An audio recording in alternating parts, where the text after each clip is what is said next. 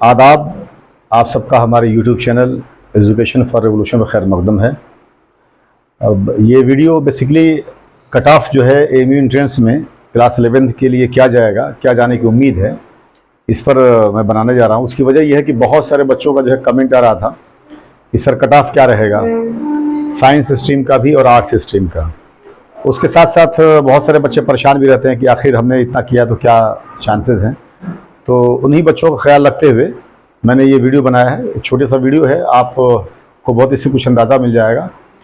तो पहली बात तो ये कि अगर हम लोग साइंस की बात करें तो साइंस में जो कट ऑफ जाने की उम्मीद है वो जो डिफरेंट कोचिंग सेंटर्स हैं उनके लोगों से बात करने पर और भी जो टीचर्स इन्वॉल्व हैं इनमें पढ़ाने में, वो अंदाज़ा ये निकल रहा है कि जहाँ तक एक्सटर्नल का सवाल है, एक्सटर्नल स्टूडेंट्स जो हमारे हैं साइंस के, यानी साइंस, इसमें उम्मीद ये है कि 55, गौर सुनिएगा, 55 के आसपास ही कट ऑफ जाएगा। जो लास्ट बिल्कुल कट ऑफ होगा वो 55 के आसपास होगा। अब ये 55 का मतलब ये हुआ कि ये बिल्कुल सर्टेन नहीं है, जाहिर सी बात है, ये एक कंजेक्चर है, एक अंदाज़ा है। और लेकिन उम्मीद ये है कि प्लस या माइनस 2 मार्क्स आप लेके चल सकते हैं, यानी 52 या 56 या 57 इसके बीच में रहेगा ये, यानी 55 के आसपास रहेगा। ये ख्याल रहे, ये चांसेस हैं इस दफ़ा साइंस में एक्सटर्नल जो बच्चे होंगे उनके लिए जो कट ऑफ का मामला है। जहाँ तक ताल्लुक आपके आर्ट्स एंड कॉमर्स का है, आर्ट्स एंड कॉमर्स का है, तो इसके एक्सटर्नल बच्चे जो होंगे उनका एक्सपेक्टेशन ये है कि वो 48 के आसपास रहेगा। एक्सटर्नल बच्चों के लिए 48 के आसपास, ठीक है, जो एक्सटर्नल बच्चे हैं। मतलब लास्ट कट ऑफ जो जाएगा वो उम्मीद ये है कि 48। फिर वही बात कि प्लस और माइनस 2-3 मार्क्स कर सकते हैं आप 51 या 45 इसके दरमियान में, लेकिन ऑलमोस्ट 48 के आसपास रहने के चांसेस हैं। जहाँ तक ताल्लुक साइंस में इंटरनल बच्चे हैं उनका जो कट ऑफ है वो 48 के आसपास रहेगा। साइंस के बच्चों की बात कर रहा हूं मैं, इंटरनल स्टूडेंट्स, इनका 48 के आसपास रहने की उम्मीद है। फिर वही बात कि प्लस माइनस 2-3 मार्क्स कर सकते हैं आप, ये पूरा का। और जहां तक आर्ट्स का ताल्लुक है तो आर्ट्स में जो बच्चे इंटरनल हैं, अगर इंटरनल कोई बच्चा है आर्ट्स में, तो इंटरनल बच्चे के लिए जो चांसेस हैं वो तकरीबन 44 के आसपास है, यानी 42 भी हो सकता है, 47 भी हो सकता है, यानी 44 के आसपास जो है इनके चांसेस हैं।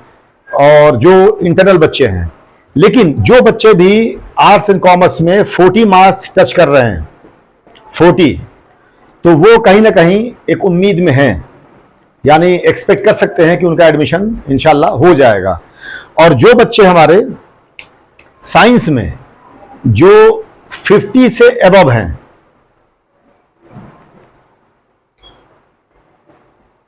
जो बच्चे साइंस में 50 प्लस में हैं, ये भी एक्सपेक्ट कर सकते हैं कि इनका एडमिशन, एक्सटर्नल की बात कर रहा हूं मैं, इनका एडमिशन होने के चांसेस हैं, ठीक है।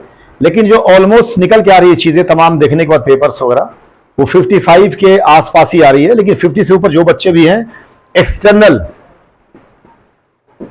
वो जो साइंस ग्रुप में हैं उनके चांसेस हैं एडमिशन हो जाने के। और वही वाली बात यहां पर अगर देखा जाए, अगर आर्ट्स कॉमर्स में, तो आर्ट्स एंड कॉमर्स में जो बच्चे 40 क्रॉस कर चुके हैं या 40 प्लस में हैं, 40 के आसपास, वो बिल्कुल जो है इस उम्मीद में रहें कि उनका एडमिशन इंशाल्लाह हो जाएगा, ठीक है। ये तो हुई बात कट ऑफ को लेकर, जो बहुत सारे बच्चे सवाल पूछ रहे थे। दूसरी बात, अगर किसी बच्चे खुदा न खासा नहीं हो पाता है तो एक दूसरा ऑप्शन आपके पास जो है वो सेल्फ फाइनेंस का है।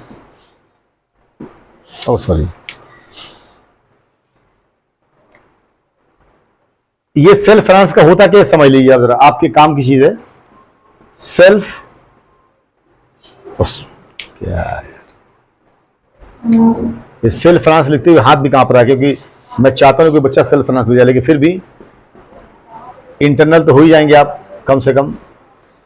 सेल्फ फाइनेंस सेल्फ फाइनेंस में चांसेस उन बच्चे के लिए होते हैं जो कम से कम 55 मार्क्स लेकर आए।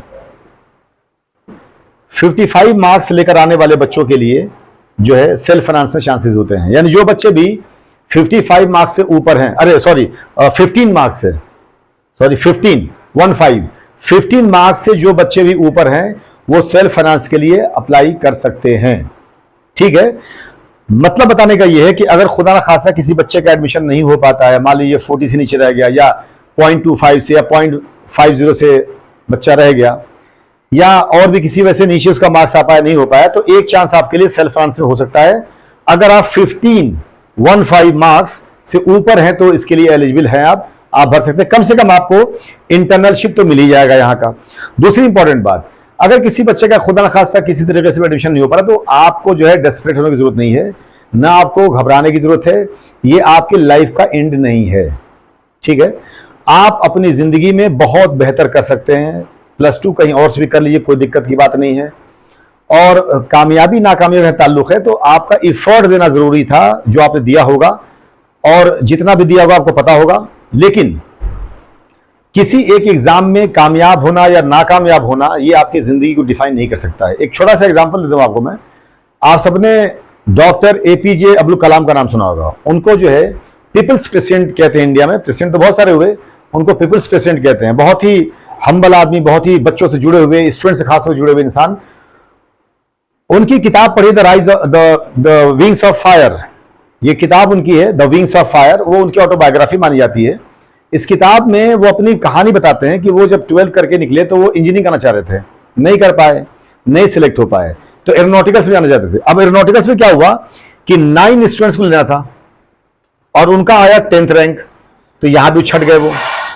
फिर उन्होंने BSc किया, MSc किया, डॉक्टरेट किया। आप जानते हो कि अगर वो यहीं पर हार मान गए होते तो शायद इतना बड़ा इंसान, जिसको मिसाइल मैन ऑफ इंडिया कहते हैं, शायद ना मिलता। शायद हमें ICBM न मिलता, इंटरकॉन्टिनेंटल बैलिस्टिक मिसाइल्स न मिलते, शायद हमें DRDO न मिलता। ये वो आदमी है जिसने हिंदुस्तान के डिफेंस सिस्टम को जमीन से उठा के आसमान पर रख दिया।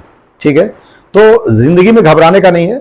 गिरते हैं शहसवार ही मैदान जंग में, वो तिफ्र क्या गिरे जो घुटने के बल चले।